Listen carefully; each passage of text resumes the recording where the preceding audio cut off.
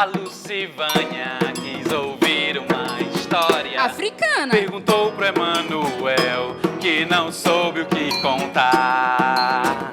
O Emanuel, curioso, perguntou para o seu amigo se poderia improvisar.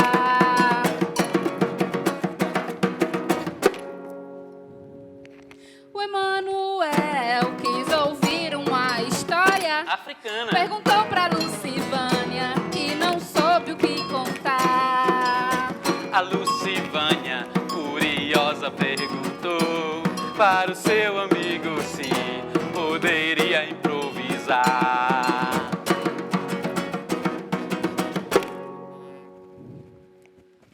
E na memória nenhum dos três tinham histórias, então foram pro terreiro perguntar aos animais. Dona Serpente, serpiando, foi embora, nem sequer ouviu a gente, imagina então falar. Dona Galinha da Angola que ciscava, mesmo vindo lá da África, nada pôde se lembrar. E o seu macaco inteligente, divertido, que passava num momento, quis por fim então falar. Que da África ele não lembra quase nada, mas o som que o tambor tem poderia ajudar.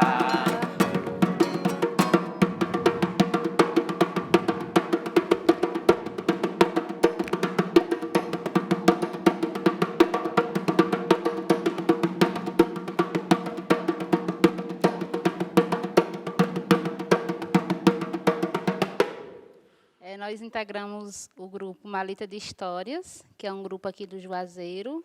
É um grupo que trabalha muito numa vertente de narrativas, numa relação com a literatura. Então, como é que essa literatura ela chega ao palco, como teatro? A gente começou muito a partir de contações de histórias mesmo. E esse é o primeiro espetáculo que a gente trabalha nessa vertente, narrando histórias, mas entendendo essa história também num espaço de cena, de teatro, porque a gente percebia que isso era um tipo de pesquisa que já existia no nosso corpo, né? De alguma forma, a gente já, nas nossas formas de contar histórias, a gente já trazia um pouco da nossa trajetória com o teatro. Então, eram sempre histórias em que o corpo estava muito presente, o corpo do atuante e da atuante. E aí, nesse trabalho, especificamente, isso se concretiza um pouco mais, que é um trabalho que se chama Memórias de um Baobá. É um trabalho que a gente busca trazer um pouco dos contos, um pouco das lendas africanas para o palco, e a gente trabalha sempre nessa vertente, a forma como eu narro isso que eu estou também contando corporalmente. Então, o grupo ele tem essa vertente de pensar esses dois espaços. É um pensar na atuação, na movimentação em si e também na musicalidade, né? Como essa musicalidade, ela também narra, né? Como é que a gente pega essas músicas, cria essas músicas, né? A maioria das músicas dos nossos espetáculos a gente sempre tenta criar para trazer a narratividade também junto a ela, sabe?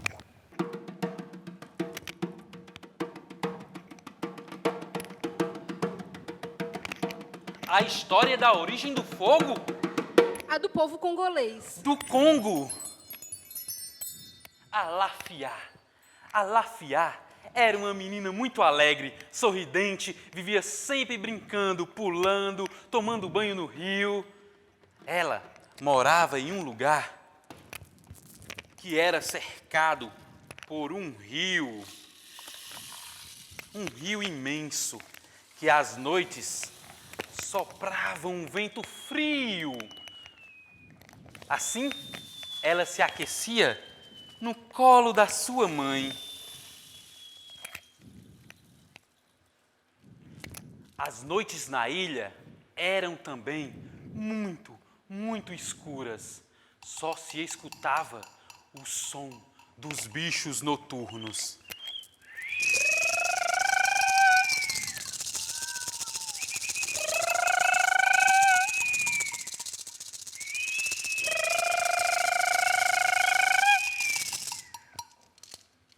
O povo se alimentava de nozes, raízes, frutas brotos, e o pescado era servido cru.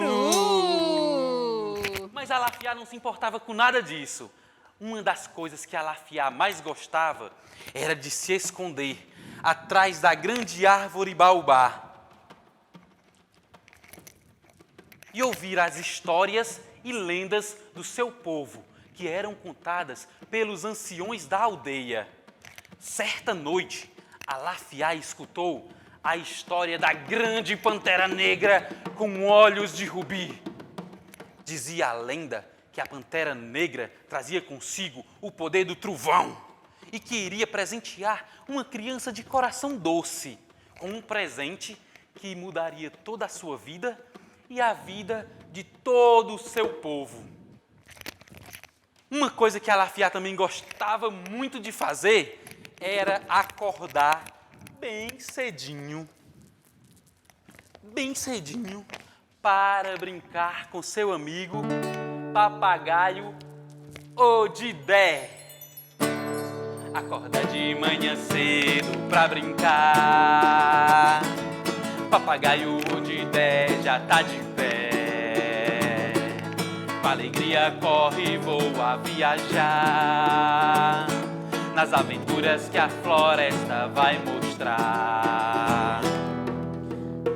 com um sorriso no olhar,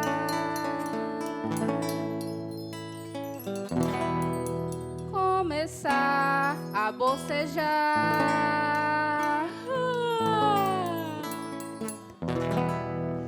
A noite está chegando, é preciso descansar.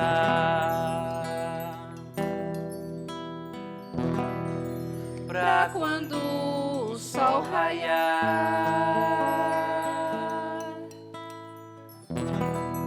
a brincadeira recomeçar.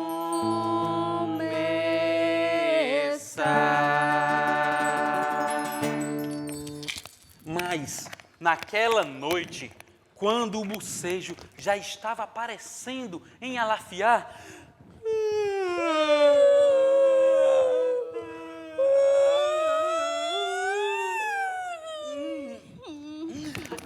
ela olhou para o lado e percebeu que o seu amigo papagaio Odidé não estava com ela. Ela olhou para um lado, olhou para o outro e nada de encontrá-lo. Foi quando ela decidiu pegar o seu cajado e entrar na mata escura para encontrar o seu amigo papagaio Odidé. Ela foi andando, andando e procurando. Foi entrando na mata até que percebeu passos que não eram os seus.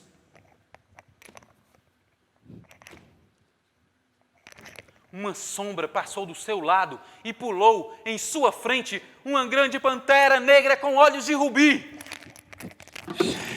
Seu coração acelerou, sua respiração aumentou. Seu corpo tremelicou. A pantera soltou um rugido e com ela veio um trovão que acertou um tronco de árvore perto da Alafiá. Alafiá olhou e não viu mais a pantera. Havia sumido. Estava ali, apenas no tronco que o raio acertou, uma língua flamejante. Coisa tão linda! Alafiá ficou impressionada. Nunca tinha visto tamanha beleza. Ela observou, pegou o seu cajado e encostou lentamente. E aquela chama subiu rapidamente em seu cajado. Ela mal tinha percebido que o seu papagaio amigo, Odidé, estava pousando em seu ombro, pois tinha sido atraído pela forte luz. Assim, os dois voltaram para casa, juntos.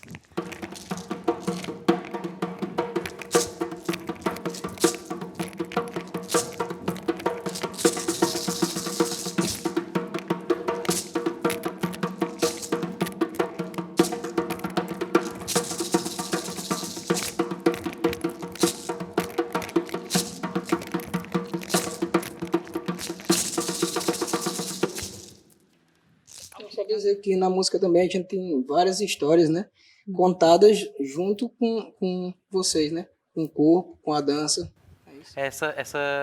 É justamente essa união, né, que a gente pega, né, da corporeidade, né, desse ato de contar a história, da teatralidade e da musicalidade, né, meio que a gente mistura ali tudo, né, para contar, para trazer essa narrativa de uma forma Expressiva mais mesmo. expressiva, né? Entendendo aí que a expressão ela está em tudo, né? Está no corpo do atuante, da atuante, está na musicalidade, está também na forma de contar, na palavra. Então a gente brinca um pouco com esses espaços, né? Com essas duas linguagens a princípio, né? A linguagem do teatro e a linguagem da literatura, mas aí entra a música, enfim, porque os meninos são músicos e têm isso na vida, então isso já vai entrando de forma muito tranquila. E aí esse trabalho, Memórias de um Baobá, ele resulta nisso, né? Nessa pesquisa que ela vem de um tempo, mas que a gente consegue concretizar nessas palavras, assim, nessa forma como eu estou apresentando, da melhor forma nesse trabalho, especificamente. Por conta do tempo que ele tem, por conta da pesquisa que foi feita nesse sentido, né?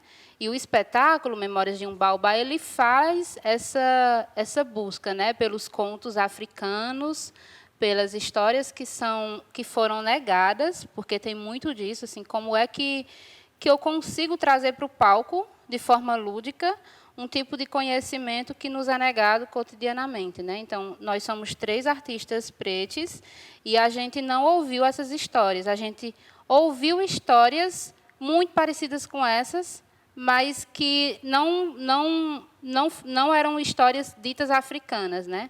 Como, por exemplo, a própria história do Kibungo, que a gente traz, né? A gente diz, é uma história muito parecida com o bicho-papão no Brasil. E, de fato, é uma história muito próxima.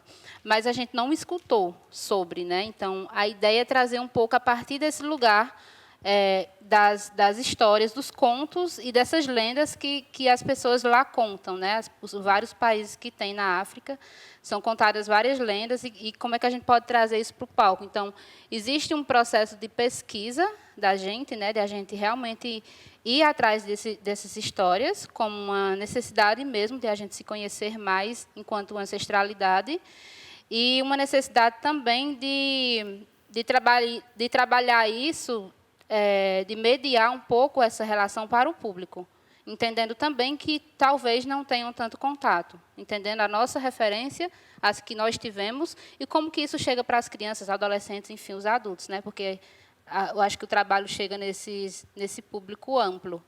E aí nós somos educadores, então acho que esse cuidado também de trazer esse tipo de narrativa, ele vem também dessa necessidade de fazer com que a plateia, com que o público realmente acesse esse outro pensar, esse outro conto, que não é só histórias de princesas ou histórias de príncipes que foram inventadas por outras pessoas não africanas, né? Realmente deslocar um pouco esse lugar de percepção e de referencialidade no nosso trabalho.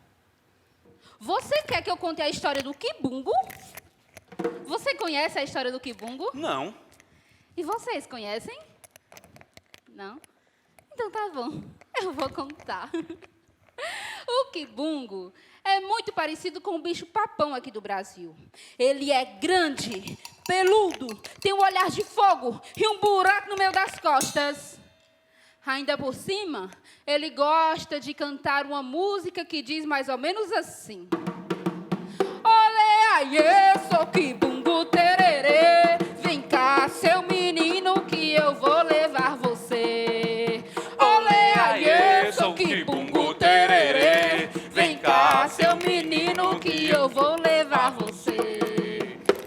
Mas olha só, crianças, não precisa ter medo do Kibungo, não. Com a história que eu vou contar hoje, vocês aprenderão como perder o medo do Kibungo. Existia uma ilha em que morava um menino bem pequeno, menorzinho, um pouquinho menor. O nome deste menino era Conta. Conta era um menino muito esperto, inteligente.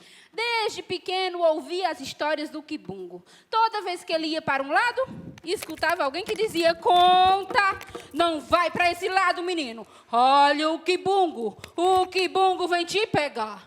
Toda vez que ele ia para outro lado, ele ouvia: conta, não vai para esse lado, menino. Olha o Kibungo vem te pegar.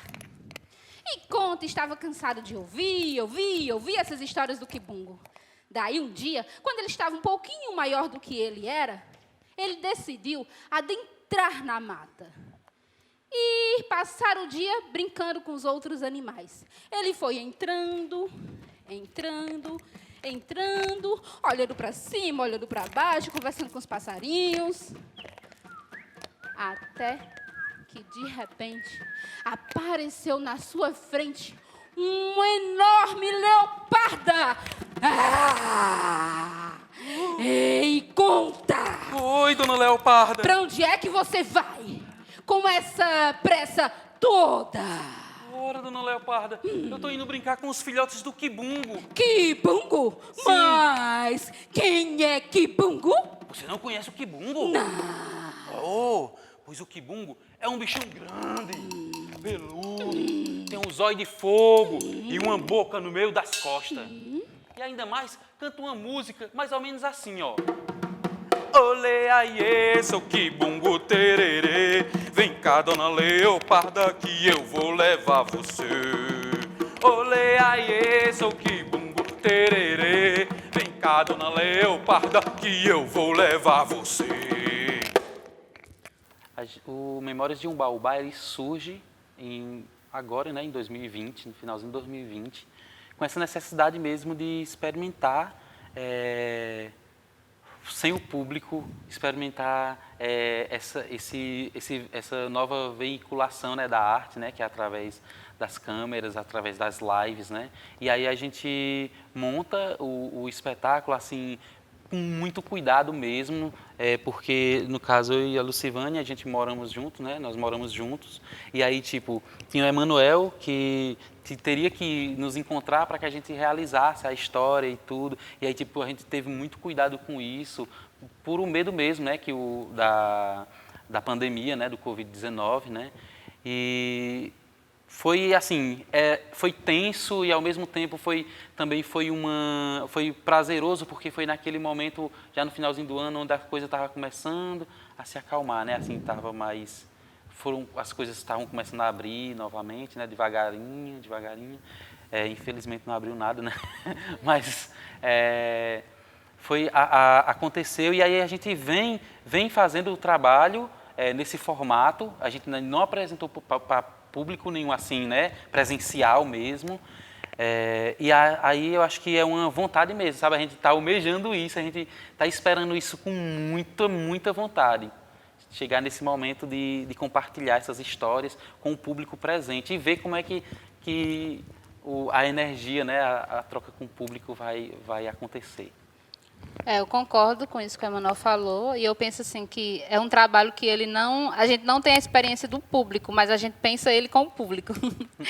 Então é diferente, assim, de alguma forma, mas a gente não pensou ele para o virtual, de fato, assim, a gente fez ele durante a pandemia, com todos os cuidados assim, possíveis, como o Emanuel falou, no sentido de que parte do processo, parte desse momento inicial da pesquisa, a gente ia fazendo em casa, eu e ele, a gente sempre trocava com o Emanuel através do WhatsApp. Então, quando a gente chega na sala de ensaio para experimentar o trabalho e realmente para montar ele, a gente já tem uma noção, um pouco, assim, pelo menos das histórias que elas viriam. Aí a coisa vai acontecendo na cena, né?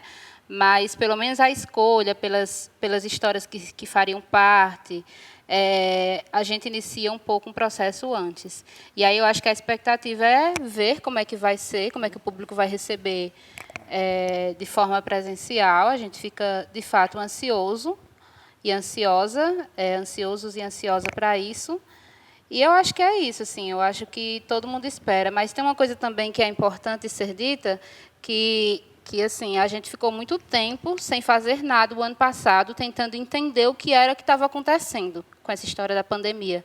E aí eu acho que nós, como artistas, a gente sentiu a necessidade de se movimentar de alguma forma. Tanto é que foi quando muita coisa surgiu, assim, pelo menos na minha prática como artista, eu inventei várias coisas, vídeos, dança, então fui me mexendo dentro de casa. E aí eu acho que esse trabalho ele foi um respiro também, porque nós tínhamos essa necessidade de, nossa, eu ainda existo como artista. E aí a gente cria ele, nós três, né, assim, tendo o Emanuel como um membro que, enfim, não mora com a gente, mas que foi possível a gente se encontrar,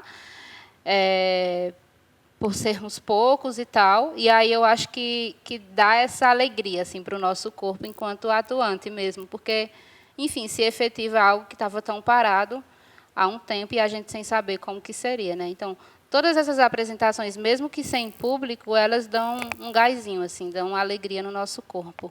Sim. E é isso, acho que é a forma que a gente está entendendo e está percebendo, enfim, está se colocando no mundo, assim, com essa realidade, é a forma que a gente tem como colocar, né? Quando for diferente, a gente com certeza vai querer público. A Yeli, então, decidiu que iria cantar a música que sempre cantava com seu pai. Quem sabe assim ele não a escutasse e não a encontrasse.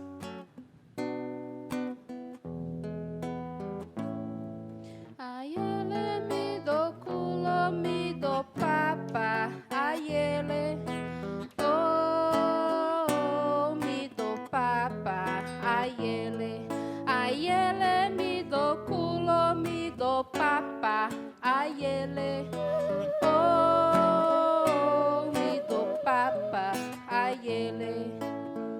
O pai de Ayele, desnorteado, lembrou-se da música que os dois tanto gostavam e resolveu tocar. Quem sabe assim, Ayele não o escutasse e não o encontrasse. Meu papa, Ayele.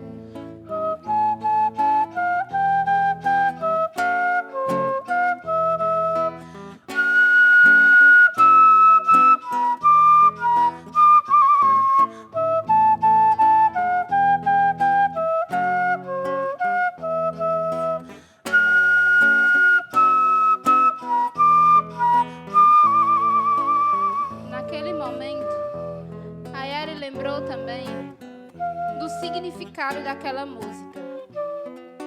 Que o seu espírito continue sempre a dançar.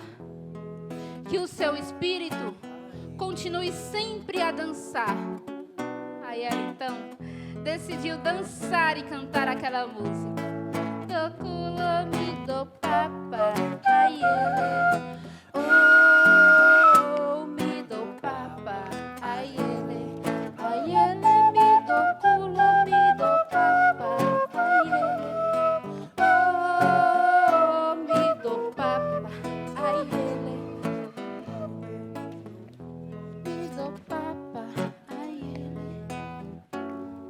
Com pouco, a feira começou a ficar muito silenciosa. Só escutava aquela melodia. Foi então que os dois começaram a se escutar. Foram se escutando cada vez mais alto, até que...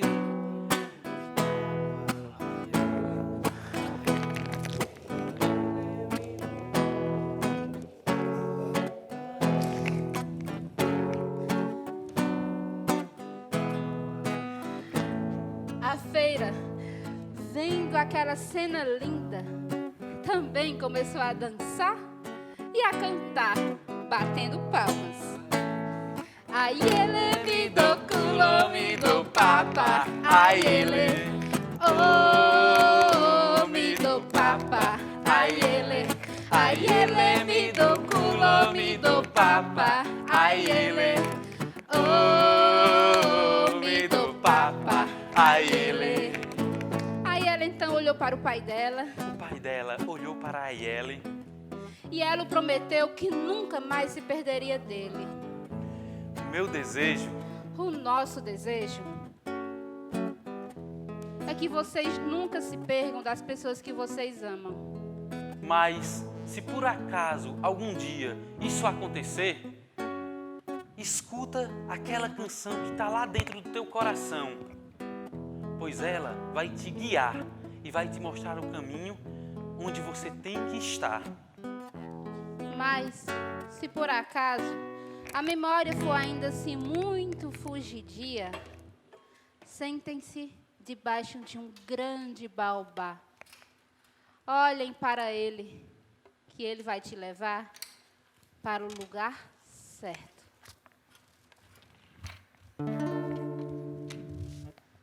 Oba, oba, oba, oba. Oba, oba, oba, oba. Oba, oba, oba, oba. Oba, oba, oba, oba. Árvore de memória. Árvore de memória. Ela guarda a história. Mostra que as lembranças são joias da vida, Da vida que alimentam a alma e promove a partilha. Sua sombra traz vida, une toda a família. da família. Oba, oba, oba, oba. Oba, oba, oba, oba. Oba, oba, oba, oba. Oba, oba, oba, oba. Oba, oba,